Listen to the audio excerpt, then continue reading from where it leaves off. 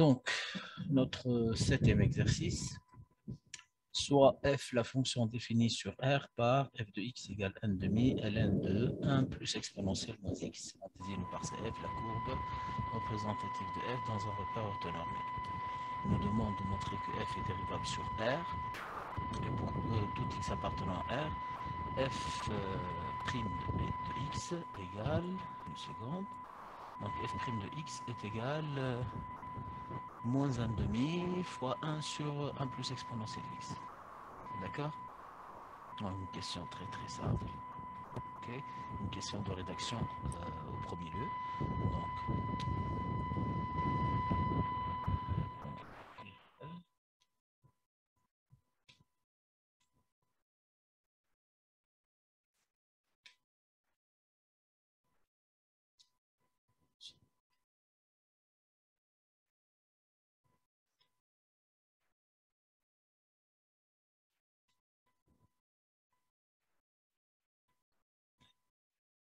Donc, f de x égale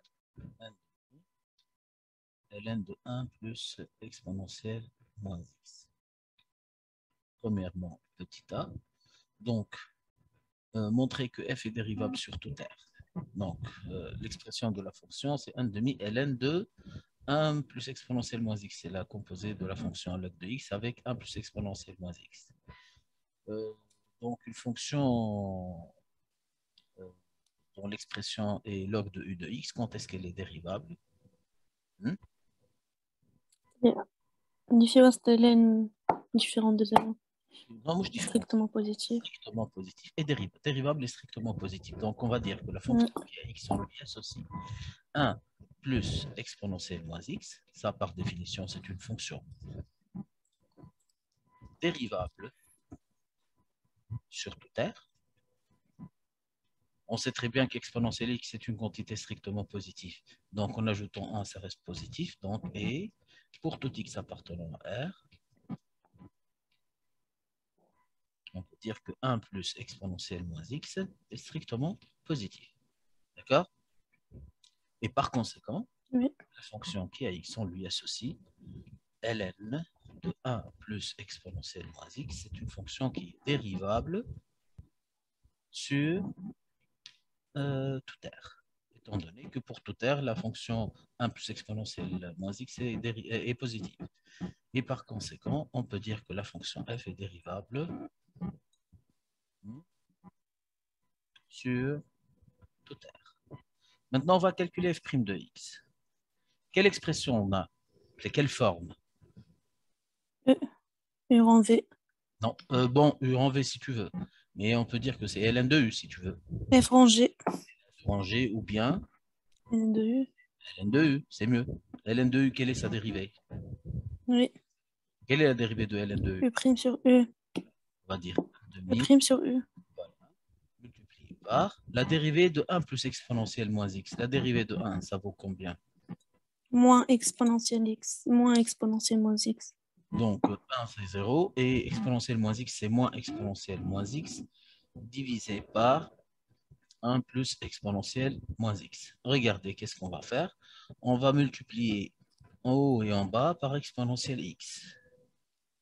Ou bien on va remplacer exponentielle moins x par 1 sur exponentielle x pour simplifier l'expression. Donc ça reste 1 demi multiplié par exponentielle moins x fois exponentielle x, c'est exponentielle 0. Et exponentielle 0, ça vaut 1. Donc ça va donner moins 1 divisé par 1 fois exponentielle x, c'est exponentielle 2. Non. Exponentielle x, le tout multiplié par 1, on multiplie le tout. Donc ça donne exponentielle x plus 1. D'accord? C'est ce qu'il a demandé. C'est clair? Et c'est une quantité, comment elle est? Quel est son signe? Négatif. Strictement négatif pour tout x appartenant à R. D'accord? Oui. Donc, petit b, il nous demande d'étudier les variations de f. Donc, on va faire ça en bonne et due forme. Donc, notre fonction f, elle est définie. Donc, on va dire d de f au début. de f, c'est égal à R. Donc, on doit calculer les limites aux bornes de l'ensemble de définition, c'est-à-dire les limites en moins et en plus l'infini. La limite en plus l'infini de f de x, c'est la limite en plus l'infini de 1 demi ln de 1 plus exponentielle moins x. Quelle est 0. la limite d'exponentielle moins x en plus l'infini? Celle-là, ça... 0. Plus, moins. Bon, moins, ça devient moins l'infini, en plus l'exponentielle moins l'infini. Ou bien c'est 1 sur exponentielle x, 1 sur l'infini, ça vaut 0. Plus 1, tout ça, ça vaut 1. ln de 1, ça vaut 0. L de 1, 0. Fois 1 demi, ça vaut 0. Donc, 0. Donc, l'interprétation graphique ici, c'est une asymptote horizontale d'équation y égale 0, si vous voulez. Hein. La limite en moins l'infini de f de x, c'est égal à la limite en moins l'infini de 1 demi ln de Plus l'infini plus exponentielle moins x. Voilà. Exponentielle moins x, quelle est sa limite en moins l'infini? Plus l'infini. Très bien. Plus 1, ça vaut plus l'infini aussi. Et ln de 1 plus exponentielle moins x, ça tend vers plus l'infini, fois 1 demi, c'est plus l'infini. D'accord? F de x sur x. On n'a pas besoin pour l'instant, on demande d'étudier uniquement les variations. Ah, c'est bien, mais... Donc, on a dit que notre fonction petit f, elle est continue et dérivable sur tout R. Et on a montré que f' de x, c'est égal à moins 1 sur 2 facteur de 1 plus exponentielle x, qui est une quantité strictement négative. Et par conséquent, le tableau de variation de notre fonction f est le suivant.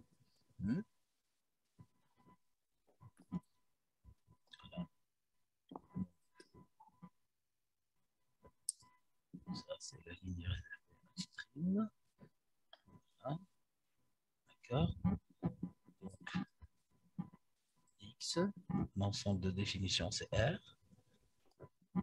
Ça, c'est f', son signe, c'est strictement négatif. Ça, c'est f, donc notre fonction est strictement décroissante. Très bien. Donc, les limites qu'on a déjà calculées, la limite en moins l'infini, ça vaut plus l'infini. La limite en plus l'infini, ça vaut 0. Et voilà les variations de la fonction f. C'est clair? Oui. Petit c, il nous demande de vérifier que pour tout x appartenant à R, f de x, on peut l'écrire moins 1 demi x plus 1 demi ln de 1 plus exponentielle x. Je crois que c'est simple. Hein? Vous voyez le changement qui existe, c'est à l'intérieur de exponentielle du log. Hein? Donc, c'est comme si on va remplacer exponentielle moins x par 1 sur exponentielle x. D'accord? OK. Donc, c'est un simple calcul à faire. Donc, petit c, on sait que f de x, c'est égal à 1 demi ln de 1 plus exponentielle moins x. Donc, c'est égal à 1 demi ln de 1 plus 1 sur exponentielle x. En réduisant même 1 sur exponentielle x. Voilà. Ça devient, en réduisant même de dénominateur, ça devient exponentielle x plus 1 sur exponentielle x. Vous saviez tous que parmi les propriétés de la fonction ln, c'est ln de ln de A sur B. A sur B, c'est ln de A moins ln de B, étant donné que A et B sont tous deux positifs.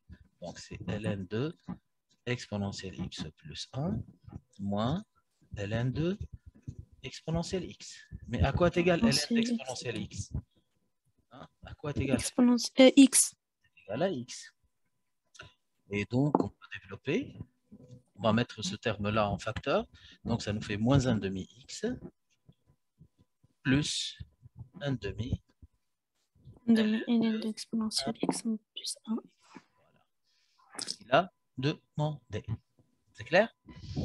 On déduire que la droite delta d'équation y égale moins 1 demi-x est une asymptote à f au voisinage de moins l'infini. Et il nous demande de déduire la position. Ok, donc ça c'est petite idée. Comment montrer que cette droite est une asymptote? La droite delta. dx moins limite de f de x moins. Donc on va calculer la limite en moins l'infini. Demi x. F de x moins 1 demi x. Donc c'est la limite en moins l'infini. On va choisir la deuxième expression de f. Donc si on va ôter le terme moins 1 demi x, il nous reste quoi? 1 demi 1 ln. demi ln de 1 plus exponentielle x. Quelle est la limite d'exponentielle x en moins l'infini?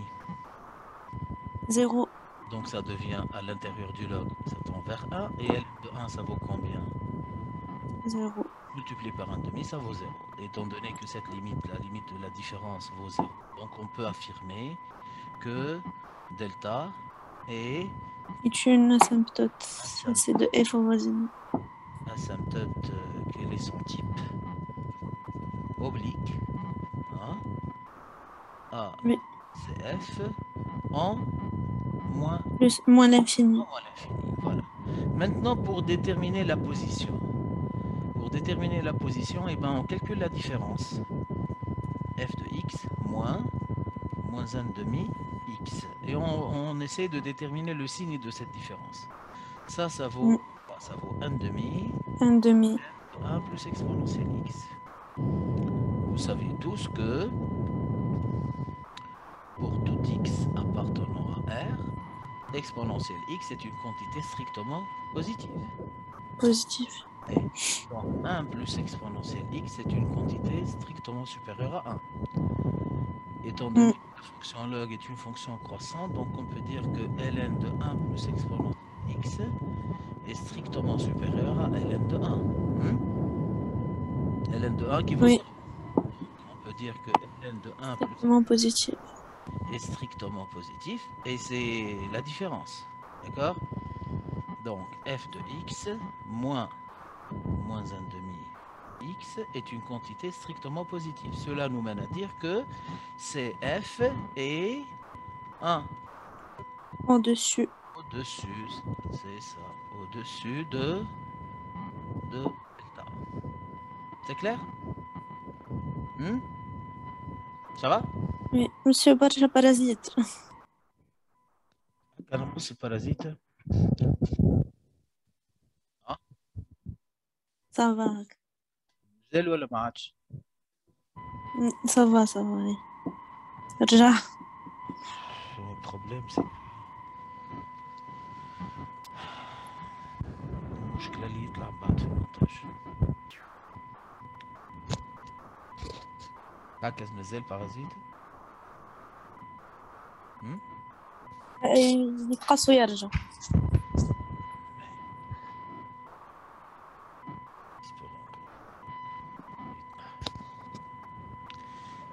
J'ai pris un autre casque, mais il y avait un problème de... Non, c'est le problème presque. Non, c'est la même chose. Le جديد plus pire. Comme ça. Ça va? Allô? Oui, نسمع فيك. Ça مازال parasite?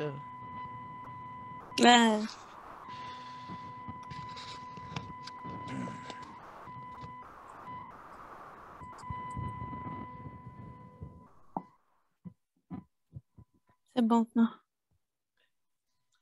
Bon, passons à la deuxième, la question petit e. Il nous demande de construire la courbe. Ok? Donc, par quoi est-ce qu'on va construire la courbe? Les branches infinies, j'aime la serre. Les branches infinies, on n'a pas étudié les branches infinies. On a une asymptote et horizontale et une asymptote oblique. La limite en plus l'infini, ça vaut 0. Et les نشوفوهم ولا؟ شوفهم كيف. Regarde. On a montré que déjà la limite en plus l'infini ça vaut 0, ça veut dire que y égale 0 est une asymptote horizontale. D'accord? En moins l'infini, on a une asymptote oblique d'équation y égale moins 1 demi x. Donc. Ah, نسيت هذيك. Ouais. C'est clair? Ah, on n'a rien à, Ouais. on n'a rien à ajouter, d'accord? C'est ça? Oui. Bon, maintenant, on va commencer, disons, par l'asymptote. Y égale moins 1 demi x. Une seconde, je vais construire les... Voilà, donc ça c'est le vecteur i, ça c'est le vecteur j. Y égale moins 1 demi x. C'est une droite linéaire, donc ça passe par 0, 0, c'est ça? C'est clair? Oui. Et si tu veux, l'image de moins 2, ça vaut 1. C'est bon? Donc si vous voulez... Oui.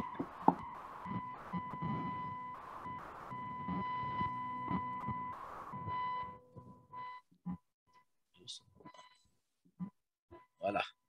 Ça, c'est notre asymptote. Tu vois, les points que j'ai pris sont les suivants. C'est le point 0, 0. C'est le point moins 2a. Et n'oubliez pas qu'on a la limite en plus l'infini qui vaut 0. OK?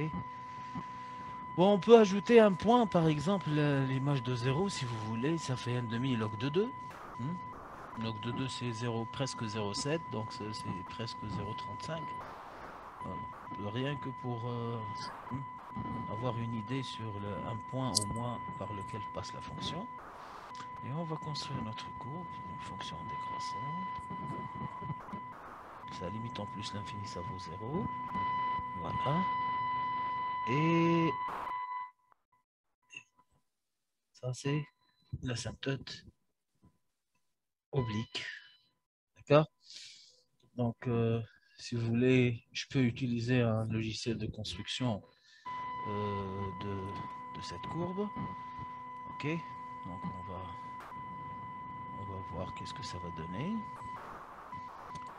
Donc, l'expression de f, donc on a dit que c'est égal à 1 demi, ln2, 1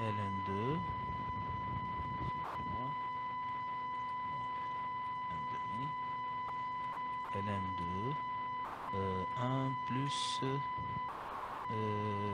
exponentielle moins x, c'est ça? Oui.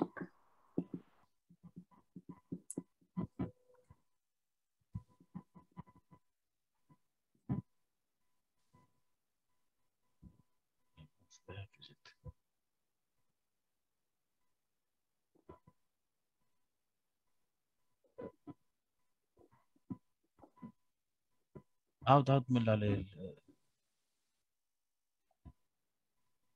demi et ln de 1 plus exponentielle moins x.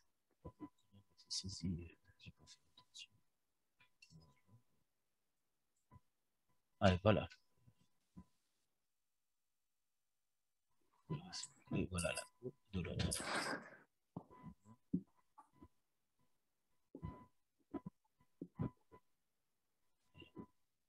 On va ajouter l'asymptote. Y égale moins 1 demi x.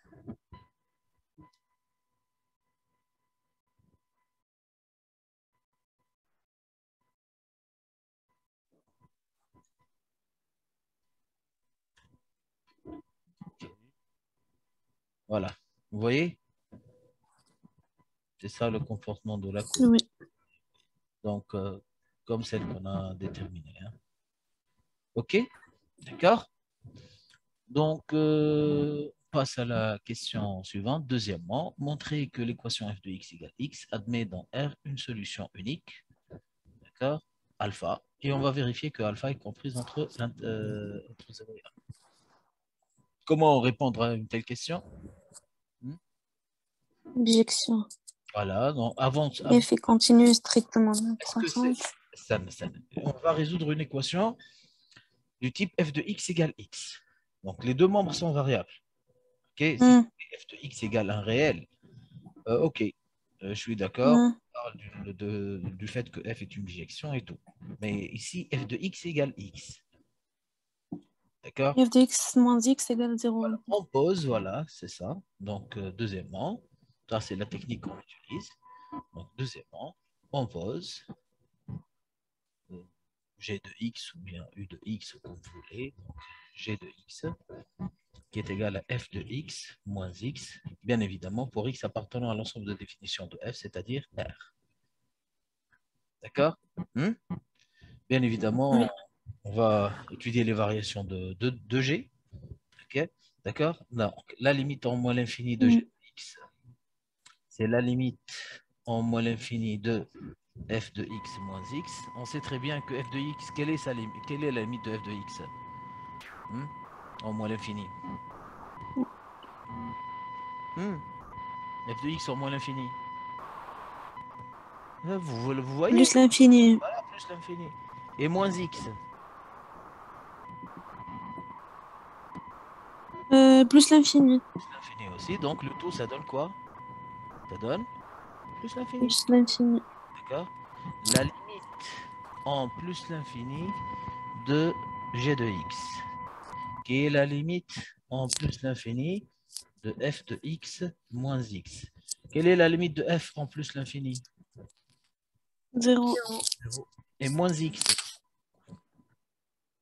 Moins l'infini. Donc le tout. Plus l'infini. F plus. Ah, moins l'infini. Moins l'infini. D'accord? C'est bon? Ouais. La fonction g comme la fonction f, puisque f moins x, ça, on garde les mêmes propriétés de f, donc la fonction g elle est continue et dérivable sur toute R, et f' plutôt g' de x, g' de x, c'est égal f' de x moins 1. Quel est le signe de f'? Négatif. Moins 1, c'est négatif aussi. D'accord? Donc, notre fonction g est une fonction strictement décroissante. Strictement décroissante. Voilà. Donc, x, g', g, moins l'infini, plus l'infini, décroissante. On a dit que la limite en moins l'infini, ça vaut plus l'infini. La limite en plus l'infini, ça vaut moins l'infini. Maintenant, au lieu de résoudre l'équation f de x égale x, on va résoudre l'équation g de x égale 0. D'accord? G de x 0. peut être égal 0 ou bien ou pas. Oui. Décroissante de plus l'infini à moins l'infini, donc certainement elle va passer. Donc le 0 va admettre certainement un seul antécédent. D'accord? Comment on va rédiger ça? On va dire que G est G continue. Et Strictement décroissante. strictement sur R. Décroissante sur R. Par conséquent, G Elle réalise une projection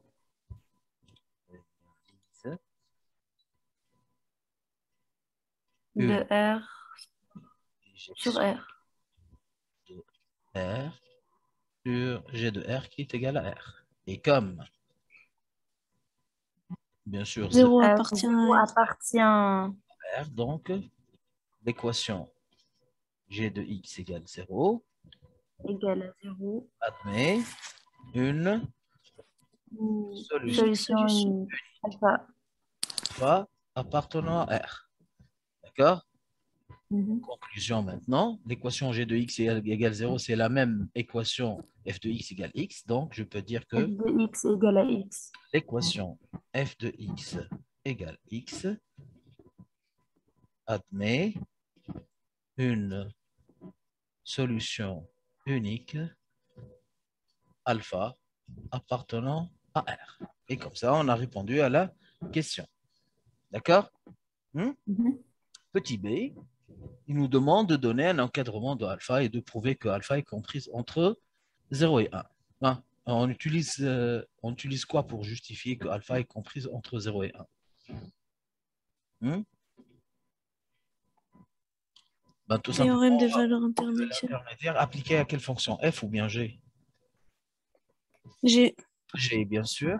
Donc, on doit prouver que, a priori, l'image de 0 doit être positive et l'image de 1 doit être négative par la fonction G. D'accord? Donc, qu'est-ce qu'on va dire maintenant? On va dire que la fonction G est continue et strictement décroissante sur, on va prendre l'intervalle 0, 1, avec donc G de 0 qui est égal à F de 0 moins 0. F de 0 c'est égal à 1 demi ln de 2. D'accord? Puisque exponentielle 0 ça vaut 1. Qui est positif. Et G de 1 qui est égal à F de 1 moins 1. Donc qui est égal 1 demi ln de 1 plus exponentielle moins 1, c'est-à-dire 1 sur E, moins 1, qui est égal, qui a une calculatrice et on calcule ça. C'est à peu près égal à quoi?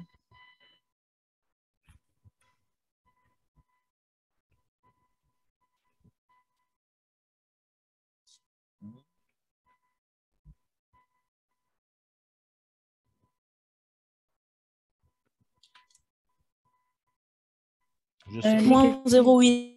Moins 0,8. Moins 0,8 à peu près. Moins 0,8. Donc, il est négatif. Donc, maintenant, on peut dire que d'après le théorème des valeurs intermédiaires,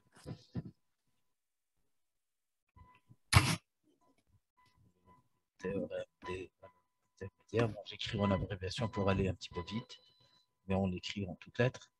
Le alpha est comment? Qui est bien compris entre 0 et 1. Voilà. OK? Ça, c'était la deuxième question. Troisième question. Il nous demande de prouver que pour tout x strictement positif, valeur absolue de f' de x est inférieure ou égale à 1 quart.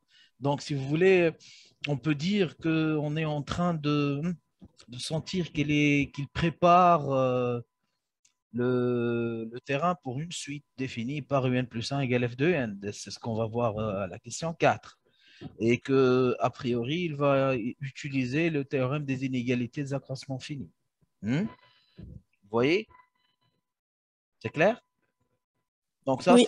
c'est du classique. Je veux dire que ça, ce sont des questions très classiques. Donc,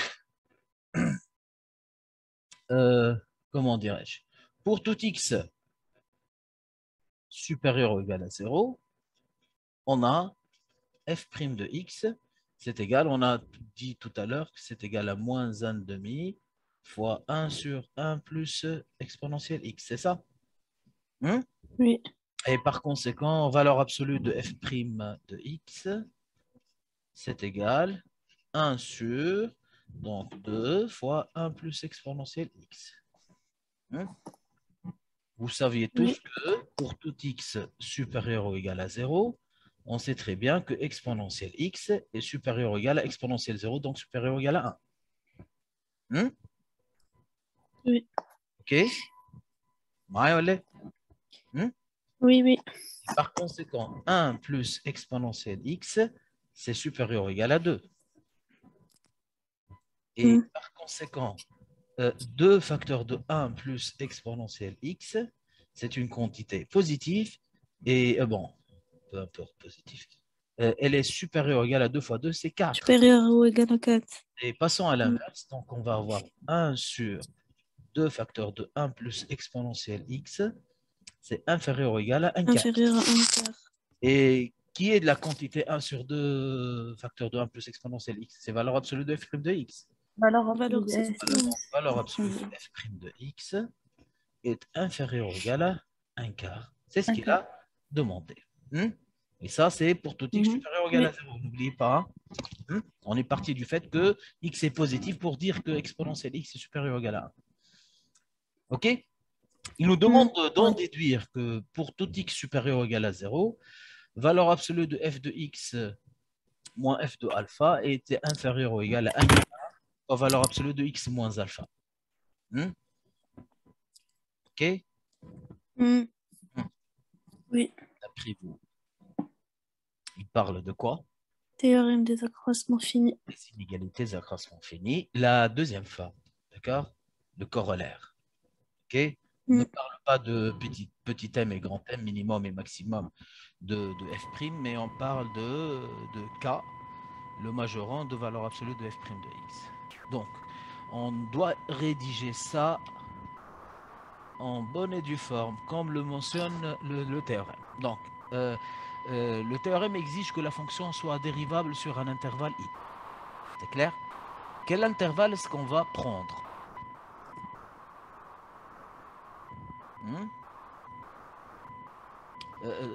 0 plus l'infini. Vous voulez que je vous rappelle l'énoncé du théorème des inégalités des accroissements finis? Hein? Oui. Oui. Voilà, je vous rappelle.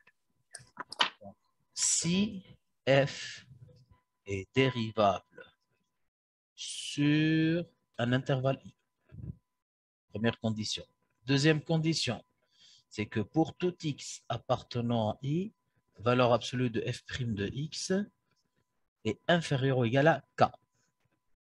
D'accord? Alors, quels que soient les réels a et b appartenant à i, nous avons valeur absolue de f de b moins f de a est inférieur ou égal à k fois valeur absolue de b moins a. Donc, pour appliquer ce théorème, vous devez être capable de identifier l'intervalle i, d'accord? Primo.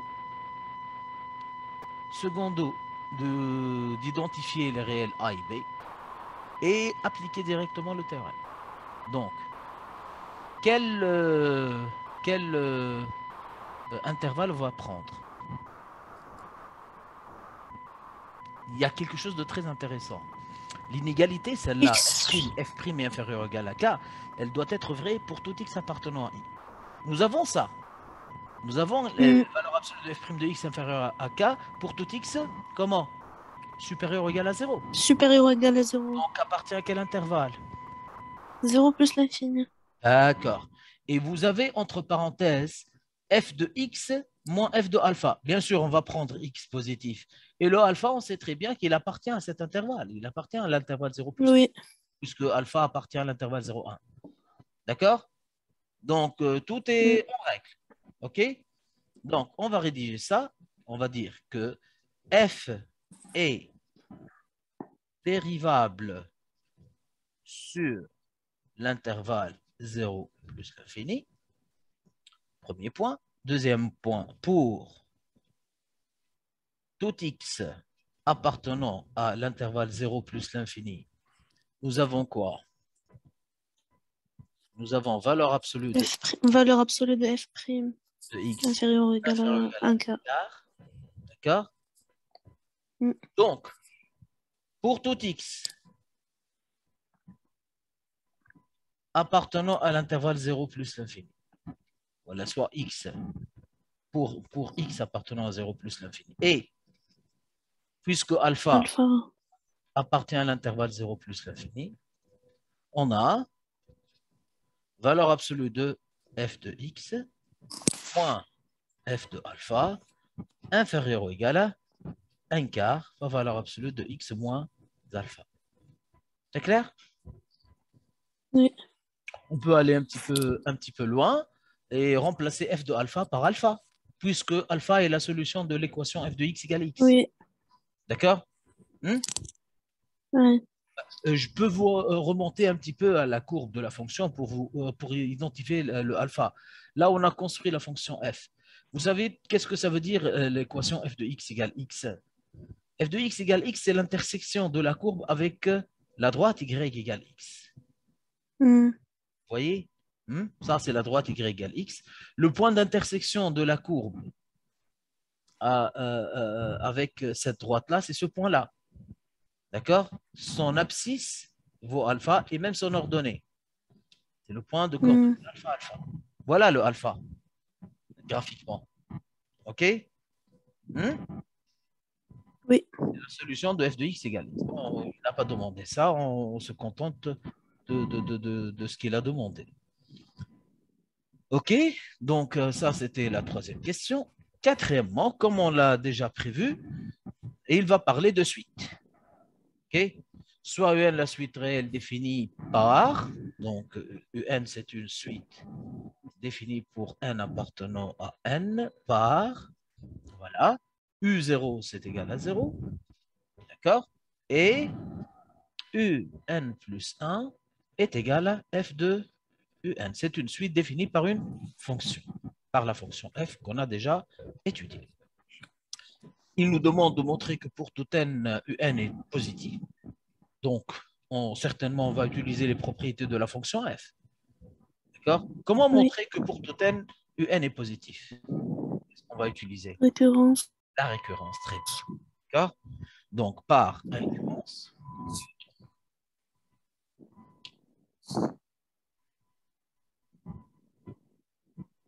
récurrence, on va commencer par le premier point. Hein? C'est la vérification. Vous vous rappelez des trois N étapes, hein? égale 0. Vérifier, supposer, démontrer. Vendredi, samedi, dimanche. Vérifier Oui. et démontrer. L'initialisation, puis on montre l'hérédité. Donc, nous avons U0, ça vaut combien? Ça vaut 0. 0. On peut dire que U0, c'est supérieur ou égal à 0. Donc, Vrai. c'est identique à ce qu'il a demandé pour n égale 0. Donc, je vais dire vrai pour le premier terme pour n égale 0. Ça, c'est la vérification. Deuxièmement, c'est la supposition. Donc, on va dire soit n ou bien p ou ce que vous voulez, soit n appartenant à n. On suppose que cette propriété, donc, que UN plus 1. ce terme-là, cette propriété est vraie. Et on doit montrer, UN. donc, montrons N plus 1. alors que ça reste vrai pour le terme Positif. suivant, c'est-à-dire que n plus 1 est supérieur ou égal à 0. Sachant que, qui est le UN plus 1? UN plus 1, F de UN. de UN. Mais on sait très bien, si on regarde un petit peu le tableau de variation de la fonction f, ou bien la courbe de la fonction f, vous voyez que la fonction est toujours au-dessus de l'axe des abscisses. C'est-à-dire, elle est positive. Positif. Donc, on peut dire que... Donc, on a dit que pour tout x appartenant à R, f de x est strictement positif. Cela veut dire quoi? Cela veut dire que f de un est strictement positif. Ça veut dire que un plus 1 est aussi strictement positif. D'une inégalité stricte, on peut passer à l'inégalité large. Donc, on peut dire que même un plus 1 est même supérieur ou égal à 0. Il n'y a pas de problème. Le contraire, là, on n'a pas le droit. Sauf si on prouve que un plus 1 est différent de 0. Conclusion, c'est ce qu'il fallait montrer. Donc, on peut conclure que pour tout n appartenant à n, tous les termes de la suite un sont supérieurs ou égal à 0. C'est clair? Ça, c'était la démonstration de quatrièmement petit a, de prouver que tous les termes de la suite sont positifs. Donc, un, c'est une suite à terme positif. Deuxièmement, il nous demande de montrer que pour tout n appartenant à n, un plus 1 moins alpha est inférieur ou égal à 1 quart la valeur absolue du n moins alpha. Ça ressemble à quoi, ce qu'il nous demande maintenant de prouver? Ça ressemble, Croisement B. voilà, ça ressemble à la question qu'on a déjà montrée pour tout x positif. D'accord? Donc, on va commencer par ça. Petit b, ça c'est une donnée. On a pour tout x supérieur ou égal à 0, valeur absolue de f de x moins f de alpha est inférieur ou égal à 1 quart la valeur absolue de, n moins, de x moins alpha. dans une telle inégalité, on a le droit de remplacer le x par n'importe quoi, à condition que ce qui va prendre la place de x doit obéir aux mêmes conditions de x, celle de x. C'est-à-dire, savoir, la condition qu'on a, c'est quoi? C'est que Appartient le à x doit 0 plus être l'infini. positif. Mais on a déjà montré. Or, pour tout n appartenant à n, un est Un est supérieur ou positif. égal à 0. Donc, ce qui marche avec x peut marcher avec un. D'accord? Donc, j'ai le Oui. droit de remplacer x par un, puisque x et un, tous les deux appartiennent à l'intervalle 0 plus l'infini. Donc, on va avoir valeur absolue de f de un moins f de alpha est inférieur ou égal à 1 quart la valeur absolue de un moins alpha. D'accord? Or, n'oubliez pas que un plus 1, c'est égal à f de un. C'est ça? Oui. Ça d'un côté. Et de l'autre côté, c'est que f de alpha, ça vaut alpha, puisque alpha est la solution de l'équation f de x égale x. Et par conséquent, qu'est-ce qu'on va avoir? Valeur absolue de un plus Un plus 1 moins alpha. alpha est inférieur ou égal à 1 quart fois valeur absolue de un Un moins alpha. alpha. Voilà. Clair? Oui. C'est une suite, si vous voulez, contractante. D'accord? Voilà. Maintenant, la question suivante, classique aussi, il nous demande de prouver que valeur absolue de n moins alpha est inférieure ou égale à 1 quart à la puissance 1. Bon, certains utilisent l'itération que je préfère qu'on n'utilise pas. Parce qu'on aura dans une inégalité, ou même une égalité, lorsqu'on va simplifier par des termes à gauche et à droite, le terme doit être différent de 0. Bon, certainement positif, c'est une valeur absolue, mais on ne sait pas est-ce que un peut être égal à alpha ou pas. Les deux appartiennent au même intervalle, on ne sait pas s'ils sont différents ou pas. Donc, c'est pour cela on évite l'itération. Mais la solution la plus simple, c'est d'utiliser une démonstration par récurrence. D'accord? Oui. Vous y êtes? Ça va ou pas? Oui. Ça va. Donc là aussi, on va utiliser encore une fois une démonstration par récurrence. C'est-à-dire, donc petit c, on va dire par. Il est toujours préférable d'énoncer la technique qu'on va utiliser ou bien le théorème qu'on va appliquer. Comme ça, c'est mieux. Par récurrence. D'accord? Donc, on va vérifier cette propriété pour le rang, pour le premier terme, à savoir n égale 0. Donc, valeur absolue de U0 moins alpha. C'est égal à quoi? Oui. C'est égal à U0, ça vaut 0. Hein? C'est égal à valeur absolue de moins alpha, qui est égal à alpha. Alpha. D'accord? On sait très bien que alpha, أصغر من الآن. voilà, on sait très bien que alpha est inférieur à 1.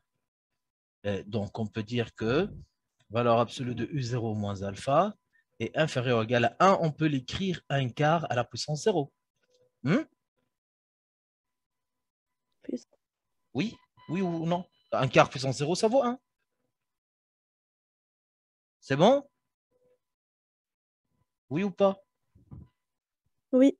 Voilà, donc on va dire vrai pour n égale 0. Donc ça, c'est la première étape dans cette démonstration. Deuxième étape, c'est la supposition. Donc deuxièmement, soit n un entier naturel, on suppose que pour ce terme-là, valeur absolue de n moins alpha est inférieure ou égale à 1 quart à la puissance n. Et qu'est-ce qu'on doit prouver? On va dire, montrons alors que le terme suivant va suivre la même propriété, c'est-à-dire UN plus 1 moins alpha. Et aussi Un plus 1 moins alpha. 1 quart à la puissance 1 quart plus n 1 plus 1. Ben, plus 1. je vous ai dit ça, c'est du classique. Même s'il ne la pose pas, cette question, Oui. on peut passer directement de la question petit b à la question petit d sans passer par la question C. Et bien, lorsque vous allez rédiger votre réponse, vous devriez savoir qu'est-ce que vous devez nous montrer, c'est-à-dire utiliser, vous devez montrer que n moins alpha est inférieur ou égal à 1 quart à la puissance n, même s'il ne l'a pas demandé. Bon, comment est-ce qu'on va montrer ça?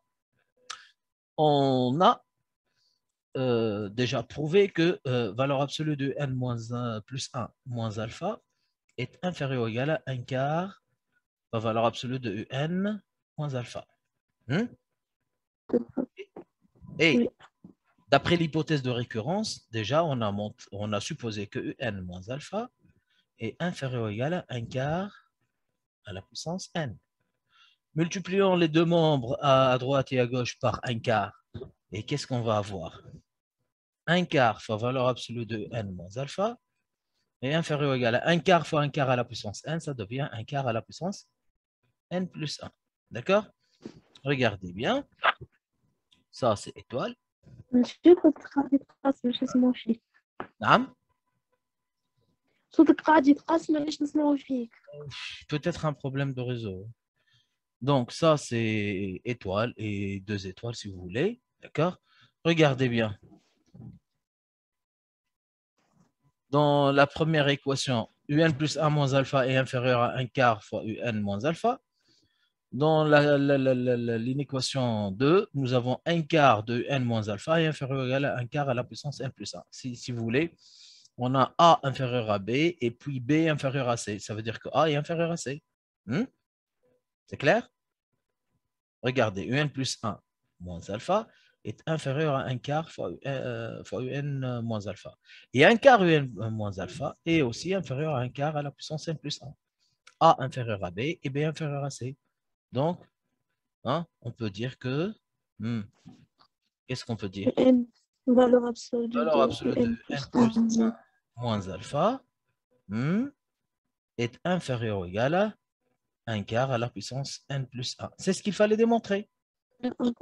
Donc, conclusion, voilà. Donc, conclusion, quel que soit n appartenant à n, on peut affirmer que valeur absolue de en moins alpha est inférieure ou égal à 1 quart à la puissance n.